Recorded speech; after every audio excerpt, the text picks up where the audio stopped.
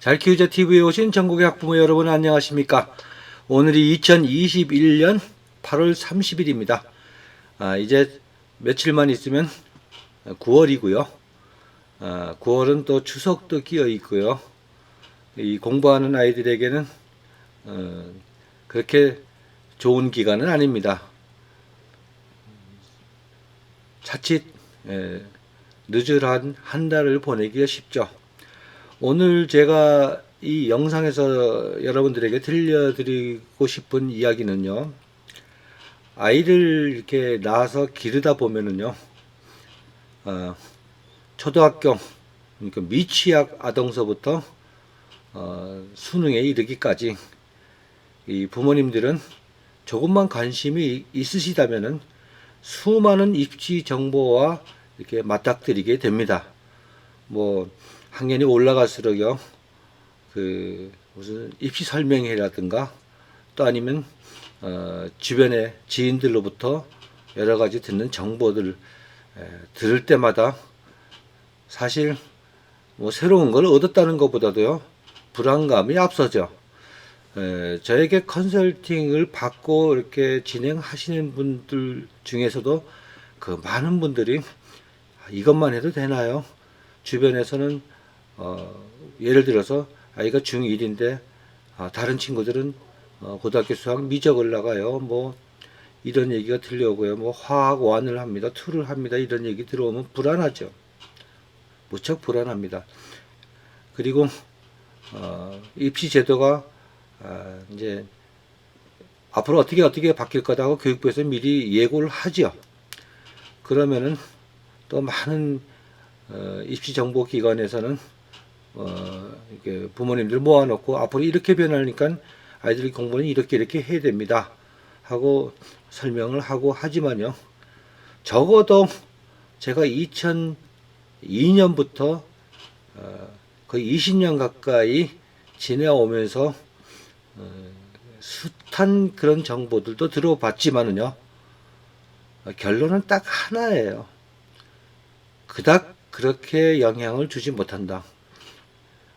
이 부모님들이 중심을 잡고 아이들의 공부를 이끌어줘야 되는데요, 그렇게 도움은커녕 오히려 혼란스럽기만 하다. 그러다 보면은 많은 아이들이 또 그 단계에서 그런 정보 때문에 자기가 갈 길을 잃고 헤매는 경우가 허다하기 때문에요, 오늘 이런 시간을 마련해 봤습니다.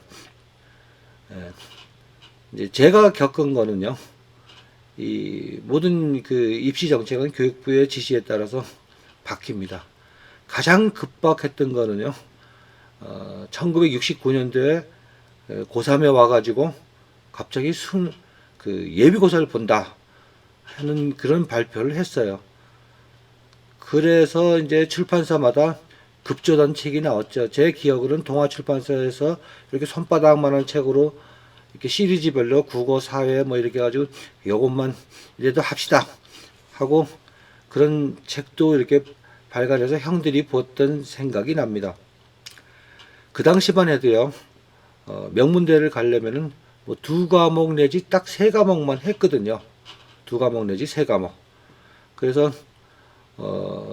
일반적으로 그 모범생이나 전교 수석 졸업을 하고 하는 학생들은요, 2-3과목은 아니죠. 여러 과목을 해왔어요.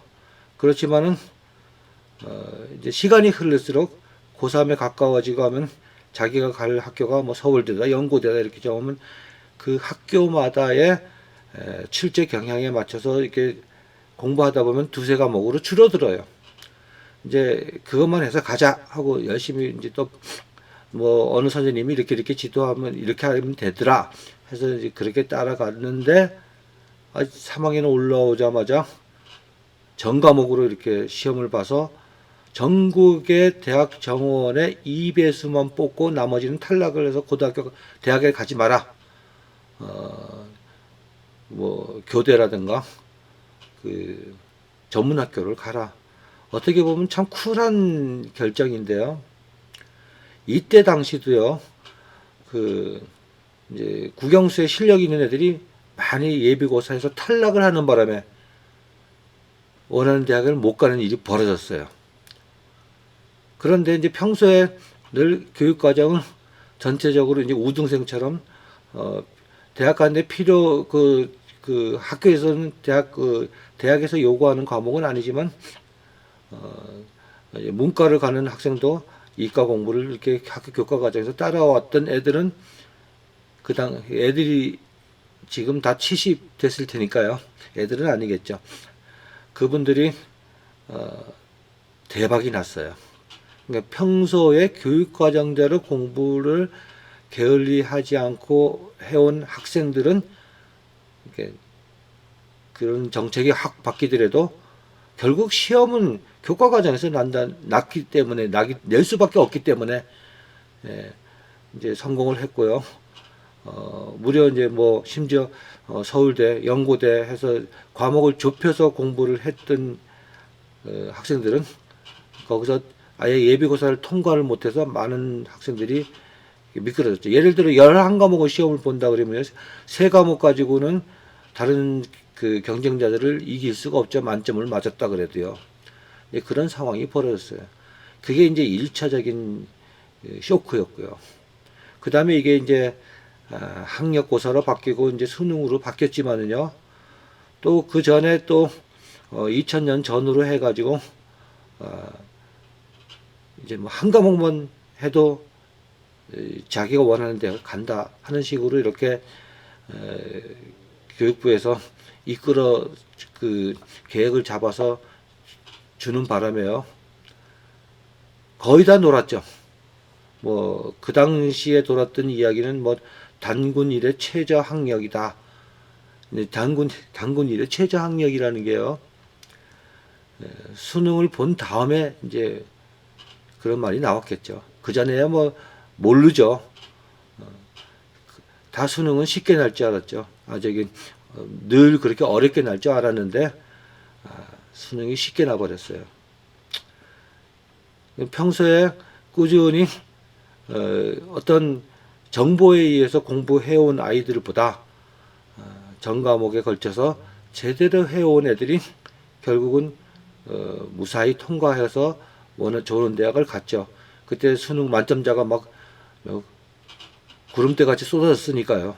난리가 났죠. 수능 만점이 없던 시절에요. 그리고 나서 이제 그러면 이제 야 이래서는 안 된다. 이래서 뭐 대학에서 난리를 치니까 이제 문제를 예전으로 돌아가서 그 다음에는 또 불수능이 됐죠. 자, 이런 과정을 이렇게 보면은요. 결국은 우리가 교육부에서 정해놓은 그 초등학교면 초등학교, 중학교면 중학교, 고등학교면 고등학교의 교과 과정이라는 게 있거든요. 이것을 균형 있게 잘 해온 그 아이들은 뿌리 깊은 나무가 뭐 바람에 아니 멸세 뭐 이런 얘기 있듯이 어떠한 교육 정책이 바뀌더라도요, 일시적으로 바뀌더라도 피해 없이 잘 원하는 대학에 가더라. 이거는 진리거든요. 한 번도 변한 적이 없어요. 그래서 지금 또 뭐 교육 정책이 바뀌고 서울대 입시가 바뀔 때마다 뭐 난리가 나겠죠. 그래서 그 자녀들에게 관심이 있는 부모들은 또 입시 설명회도 가고요. 근데 냉정하게 딱 판단해 보세요. 다 뭐 몇 시간 동안 듣고 와서 결론이 뭘까? 결론. 냉철하게 좀 판단해 보세요. 별로 얻은 게 없을 겁니다. 제가 여기서 장담을 하는데요. 교육과정을 제대로 이수해 온 아이들은 항상 자기가 원하는 대학 갈 때 전혀 부족함이 없이 가속도를 얻어서 가더라는 거예요. 그래서 제가 이제 그 중학생들 이렇게 커리를 주고 이러면요, 많은 부모님들이 뭐 이렇게 많아요. 근데 예전에 했던 공부에 한 5분의 1도 안 되는 가장 기본적인 거거든요. 뭐 이렇게 많아요 하는 데는요, 여태까지 한두 과목에만 치중해왔고 전체적인 과목을 안 해왔다는데 이런저런 과목까지 다 하려니까 많다는 소리가 나오죠. 예전에 공부했던 애들의 5분의 1도 안 되는데. 요즘 애들 거의 이렇게 불균형적인 공부를 하고 있어요. 그래서 이제 고등학교 가서 고등학교 내신이 대입을 좌우하니까 우리 미리미리 해가지고 가자 하는 그런 정보에서부터요. 제 입장에서 봤을 때는, 야, 이건 아니다. 이거는. 코웃음이 나죠. 이런 경우도 있어요. 중학교 1학년들이 이제 수학을 이렇게 나가면 다 알아들어요. 그거는요. 그래서 미적을 하는 애들이 있어요. 미적은 이제 고3 때 배우는 커리거든요. 자, 이럴 때 중학교 1학년 학생이 봤을 때 3학년 형아는 엄청 늙은 이로 보여요. 고등학생은 말할 것도 없죠. 중1 아이가 봤을 때는요. 그런데 그런 고사리 같은 중1 아이가 고3들하고 같은 교실에서 미적을 배운다고 생각을 해보세요. 아마 끔찍할 거예요. 끔찍합니다. 우리가 초등학교는 초등학생 아이들에 맞게 전체적인 이렇게 인프라를 이렇게 형성해주는 교육 과정이 있거든요.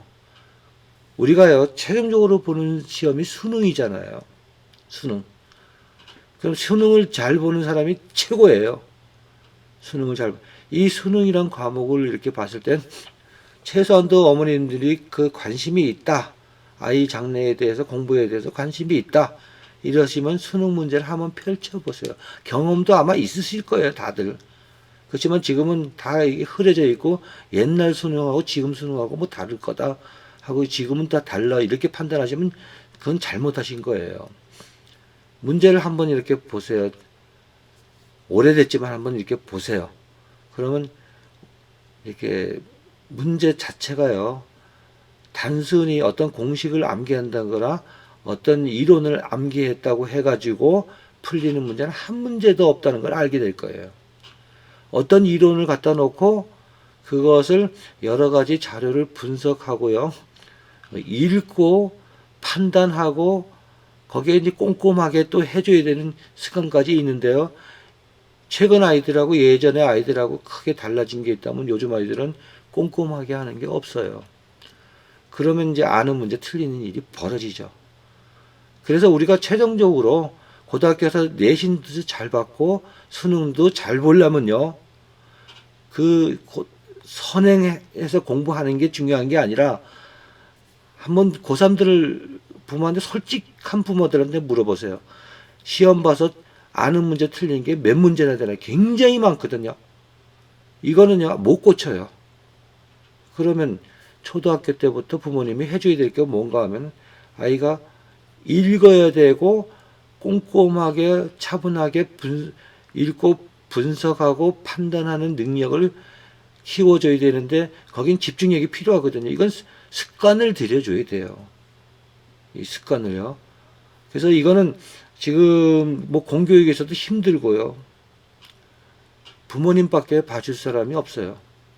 그래서 집중력 교육이라고 집체 훈련하고 이런 건 아니고요. 우리가 교육 과정을 통해서 얼마든지 집중력 있게 공부시켜줄 수 있는 방법이 있거든요. 저한테 커리 받는 사람들은 다 그렇게 해요. 그래서 큰 문제가 없는데요. 이게 어떤 책을 갖다 놓고 이걸 이렇게 해서 집중력을 키워주세요. 이건 말이 안 되는 얘기고요. 그래서 기왕이면 공부하는 방법을 바꿔서 그런 집중력을 키워주고요 해야 되는데 이 교육의 이제 첫 단추가 이제 초등학교 1학년이잖아요. 제가 이렇게 전에는 그런 문제를 제가 몰랐어요. 초등학교는 별로 관심이 없어가지고요. 근데 고3에 왔을 때 여러 가지 문제가 생겨서 그거 왜 이런 일이 생겼을까 하고 파고들고 봤더니 결국 초등학교 때 있었다는 거예요. 아무리 머리가 좋아도요. 우리가 초등학교 이제 1학년 기준으로 보면 이제 미취학 어덩을 두신 부모님들은 잘 들으셔야 돼요. 거의 모든 애들이 5살, 4살 때부터 선행을 해버렸어요. 그래서 적어도 초등학교 1학년, 2학년 부분을 국어, 영어, 수학을 해가지고 오더라는 거예요. 그래서 예전에는요, 초등학교 때 입학을 하면은 선생님들이 기억, 니은, 디귿부터 쫙 가르쳤어요. 그래서 못 알아듣냐 확인해 가면서 혼내기도 하고 아이들에게 차분차분 가르쳐 왔거든요. 근데 이게 교육 과정이 없는 것도 아니에요. EBS 들어가 보세요. 있어요. 그대로요. 그대로 있는데 거의 90% 이상이 해가지고 온다는 얘기예요. 그러면은 입장을 딱 바꿔놓고 생각을 해보면은 이런 아이들을 가르치는 선생님이 칠판에 나와서 기억, 니은, 디귿 이거 할 때 90%에 해당되는 아이들은 딴짓을 한다는 거예요. 뭐 저거 아는 거 왜 저렇게 고리타분해? 선생님 TV나 틀어주세요. 이런데요. 그걸 또 준비를 안 해가지고 온 애들은 이게 또 재앙이에요. 한두 명은요. 끔찍한 일이 벌어지거든요. 여기서부터 주눅이 들어가지고요. 정상적인 애들도 다른 애들한테 주눅이 들고 이거 뭐야 버벅거리고 창피해서 얘기도 못하고 이러다 보면 계속 루즈하게 학년이 진행이 됩니다. 이게 한 4학년쯤 되면 못 고쳐요. 아이 자체가 완전히 스스로 포기해가지고요. 나는 아무리 해도 쟤네들은 못 쫓아가. 그게 아니거든요. 충분히 쫓아갈 수 있는데도 이렇게 주눅이 드는 상태로 1, 2년이 지나고 나버리면요. 아이들 스스로가 무너져 있어요. 그래서 저는 웬만해서는 선행하라는 얘기 안 하지만은요. 지금 학교 갔을 때 이 1학년에 입학했을 때 선생님 가르치는 선생님들도 이미 해온 애들 때문에 진행하기가 어려운 부분이 있다. 그래서 하다 보면 금방 넘어가도 애들이 다 알아들으니까요. 자꾸 반복하기도 애들도 싫어하고 하니까 이제 힘들죠. 뭐 누구 잘못이라고 할 수도 없어요. 적어도 1학년 과정은 제대로 국어, 영어, 수학 이제 EBS 가면 다 있거든요. 좀 준비를 시켜달라. 이런 얘기하는 저도 참 안타깝습니다. 그냥 정상적으로 초등학교 들어가도 되는데 이미 다 해가지고 왔기 때문에 애들이 엄청난 혼란을 겪습니다. 또 잘난 애들은 더 높이 뛰어가지고요. 초등학생이 고등학교 수학을 하는 애들이 굉장히 많고요. 초등학교 애들이 수능 문제 푸는 애들도 영어 문제 푸는 애들도 굉장히 많습니다. 그런데요. 이런 애들이 고3에 갔을 때 그럼 과연 잘할 수 있을까? 얘네들은요. 잘하면서 수업 자체가 그렇게 재미가 없어요. 그래도 어떤 수업 시간이라 그러면 집중을 해야 되고요. 또 선생님 말씀에 공감도 하고 하나 배웠다는 게 있어야 되는데 얘네들은 수업 자체가 이렇게 듣는 순간에 다 아는 거다. 이렇게 넘어가기 때문에 모르는 것까지 그냥 다 넘어가 버려요. 그래서 고등학교 와서 수능을 볼 때는 엄청나게 많은 문제점을 가지고 있습니다. 그래서요, 지금 이 방송을 보시는 미취학 아동을 데리고 계신 부모님이나 또 현행 초등학생 부모님이나 물론 그 중학교, 고등학교 또 많은 분들이 계시겠지만은 제 영상도 이렇게 보는 게 이렇게 지금은 많이 늘어가지고요 힘드시겠지만은 그래도 그래서 제가 이 책을 또 만들었거든요. 자꾸 책 선전하는 것 같아서 죄송한데요. 적어도 이 책 하나에는 많은 정보가 들었거든요. 읽으면서 이거 읽고 나면 제가 무슨 얘기하는지 좀 아실 거예요. 차분히 시켜서 행복의 나라로 갈 수 있는 교육 과정이 이루어질 겁니다. 제가 드리는 이 말요. 제가 커리 주는 분들의 그 불안한 마음을 너무 많이 듣다 보니까 이런 영상을 하게 됐는데요. 불안할 거 하나도 없어요. 우리 애가 초등학교 5학년인데 고등학교 수학을 한다는 친구 들리면요. 전 농담 삼아 그래. 그 친구 이름 벽에다 한번 적어 놓으라고. 나중에 끝에 어느 대학을 가서 있나 한번 보시라. 그닥 좋은 결과가 없고 흔적도 없이 사라질 거예요. 애만 고생하는 거예요. 그거 얼마나 어렵겠어요. 그거요. 아이들은요. 우리가 이제 그 초등학교 과정을 이렇게 보면요. 중학생들이 예를 들어 초등학교 수학만 봤을 때 중학생들이 그 중학생들의 나이가 됐을 때 초등학교 과정을 배운다 그러면 일주일이면 돼요. 6년 동안 배우는 거를. 그런데 왜 6년 동안 배울까요? 그러니까 모든 인간이 형성이 되는데요. 교육부에서 음악도 해라, 미술도 해라, 뭐 체육도 해라, 기술, 가정 다 해라는 데는 이유가 있거든요. 이런 것을 다양하게 경험을 하고요. 집중력도 키워와서 고등학교에 왔을 때 어떤 수능 문제가 나도 다양하게 폭넓은 마인드로 분석을 해내고 가장 적절한 것을 골라낼 수 있습니다. 이것이 형성되는 게 초등학교서부터 시작이 되니까요. 저는 이제 그 커리 때문에 이제 문의가 오늘 초등학교 부모님 그 문의가 굉장히 많이 와요. 그런데 아유, 이거를요 유료로 진행하기도 좀 그렇고요. 극히 드문 부분들 몇 분만 이렇게 했는데요. 이분들에 대한 대책을 지금 계획 중에 있습니다. 아마 영상을 어느 정도 완성이 되면 제가 발표를 해드리겠지만요. 그때 그 영상들을 보시고 따라 하시면 되고요. 걱정하지 마세요. 이제 부모가 해야 될 역할.